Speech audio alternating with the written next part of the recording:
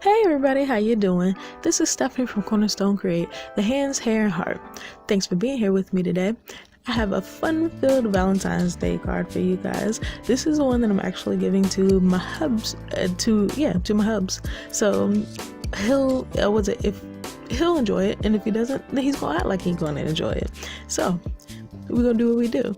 So I started off with this Sizzix die that I got from Michaels, and I wanted to do this card a little bit differently because it's also the Lunar New Year. So, well, it was very close to the Lunar New Year. It passed, but it's people still celebrating.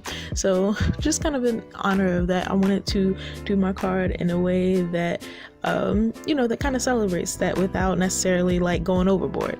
So I actually opened my card up the opposite way from the way that people on the Western Hemisphere read. So when this is actually all said and done, it'll actually open up the other way around.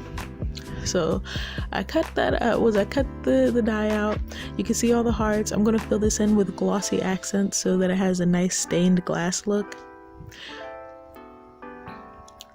I actually had glued down a scrap piece of red paper that was underneath it that came from my Valentine's Day paper pad. So while it's red, it's not a flat red. It's kind of like a nice little bit of a swirly red.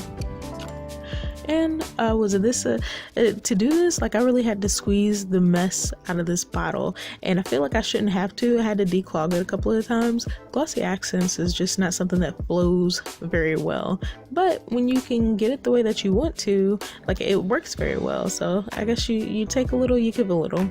Now when you're using glossy accents and you're using it in this way, you want to make sure that you try to decrease the amount of bubbles that are in there.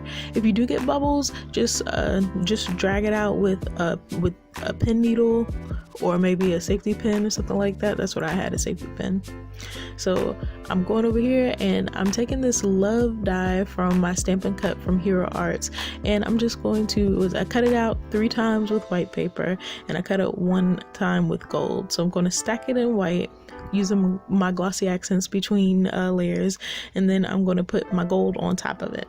Now I could have did this all in gold just so that all the sides would have been gold, but I like the backdrop of my love die being built up with white with the gold on top of it. I felt like it added a little extra oomph to the card. So now I'm going to put this down and I'm going to put my stamp up there. I stamped this with Altenew jet black ink.